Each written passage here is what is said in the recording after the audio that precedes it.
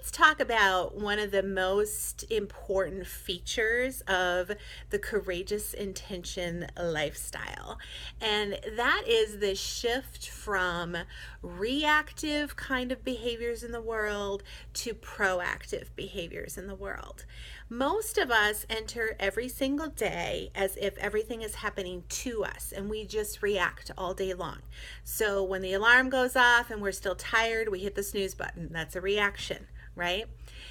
When there isn't enough milk for breakfast, we get upset. That's a reaction.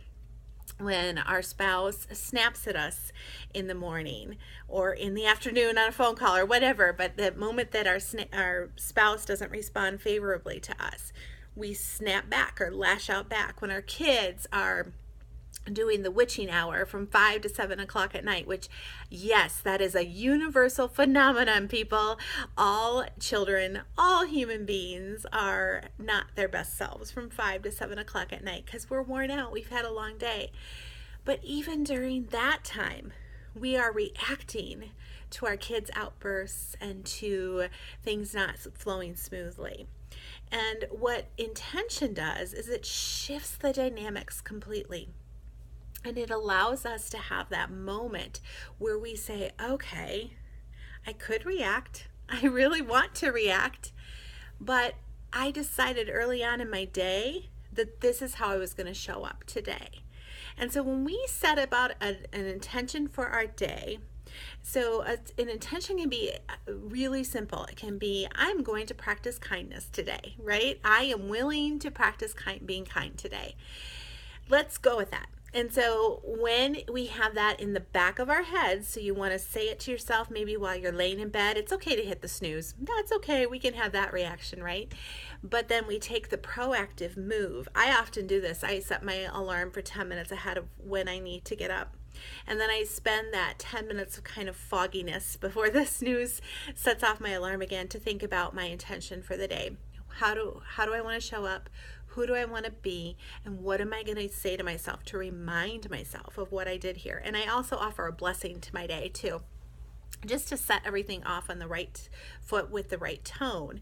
And when we do that, we're more likely to make positive choices throughout the day because our brains have actually recorded that little conversation that we had with ourselves. And it's given us something that we can pull on in those moments when we want to move into reaction. But our hearts are telling us, no, I want to be proactive. I want to be me in this moment. I want to be fully kind, fully generous, fully loving, fully compassionate. Whatever you're practicing for that day, that intention will remind you to practice that when the rubber hits the road and the kids are screaming and your spouse snapped at you and your groceries fell out of the car or whatever is going on. It'll help you to stay on track in that moment. I promise it actually works. I do it every single day.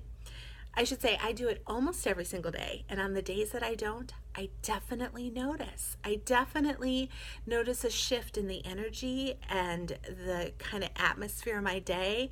It's just not as positive, and I am reacting more when those days happen.